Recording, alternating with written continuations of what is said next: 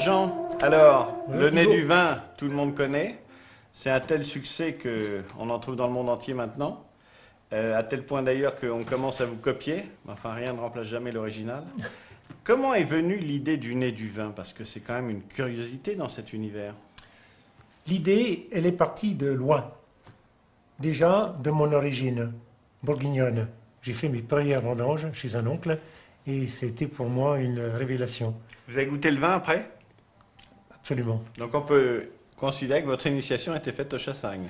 Au Chassagne. J'ai vu vraiment mes premières émotions à Chassagne-Montrachet pour mes 18 ans. Ça, c'est le vin de Bourgogne, c'est un ensemble, c'est un tout. Mais comment vient l'idée de me couper le vin en petites bouteilles, en petits flacons, et de casser cette structure? On a tous un parcours très particulier et très spécial. Celui qui m'a conduit au vin est un parcours qui a démarré dans une maison de la culture à Chalon-sur-Saône, où l'on m'a posé la question, Jean Lenoir, comment peut-on introduire une réflexion sur le goût et l'odorat dans une maison de la culture en 1976? J'ai dit, je veux bien, mais je voudrais commencer par aller à l'école. Alors, quelle école? Il y avait à Beaune une école des sommeliers qui s'ouvrait avec un tour de France des vins. Nos profs, Jean Sigrist, nous fait sentir sa collection de flacons qu'il avait à sa disposition pour l'enseignement. Et c'était encore deuxième coup de foudre pour moi, c'était la découverte des arômes et de voir que des choses très simples comme le pain grillé, le beurre, etc. J'étais un peu, je crois que j'étais un des plus nuls du groupe. Ça m'a tellement vexé que le lendemain, j'ai commencé ma collection. Aux vacances, je suis descendu dans le Midi. À Manosque, j'ai rencontré Olivier Bosson, qui était dans ses premiers pas de l'Occitane. Il avait ouvert la première boutique de l'Occitane à Manosque, pays de Giono.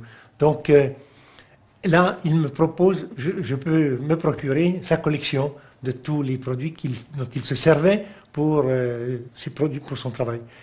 Et là, c'était une relation amicale très forte qui s'est établie. Et je rentrais un peu dans le monde du parfum, mais sans y toucher, parce que le parfum, on s'en sert, on le met, ça devient corporel. Moi, mon idée ou ma découverte, c'était de découvrir que ces arômes se retrouvaient dans le vin. Et après, vous avez été plus loin dans la démarche et vous avez construit cet outil, parce que c'est un vrai livre, hein, en fait. Un livre-objet. C'est un livre-objet qui est totalement pédagogique. Complètement. Et comment il fonctionne le nez du vin? Ces arômes ici qui ont été choisis sont à base de molécules. Si je prends l'exemple de la banane, j'ai essentiellement de l'acétate d'isoamyle qui est, je dirais, la molécule. C'est à l'état pur qui est un arôme de banane. Bon, quand je retrouve cet arôme, quand je trouve cette molécule dans un Beaujolais, il n'y a pas photo, c'est puisque la molécule acétate d'isoamyle sans la banane, que je la retrouve dans le Beaujolais primeur, comme beaucoup de vins primeurs, pas que le Beaujolais, eh bien, j'ai fait la preuve qu'il y a le lien entre mon vin et ce que j'ai choisi comme témoin pour vous faire sentir. En fait, c'est des marqueurs. C'est l'ADN du vin. Ce sont des marqueurs. En même temps, c'est à la fois pédagogique et très ludique. C'est-à-dire que c'est une manière très amusante d'aller découvrir le vin, ses spécificités. C'est-à-dire qu'on ne forme pas des érudits, on initie celui qui a envie de se familiariser avec le vin, avec les typicités de chaque terroir. Alors Jean, le 46, c'est quoi? Paul.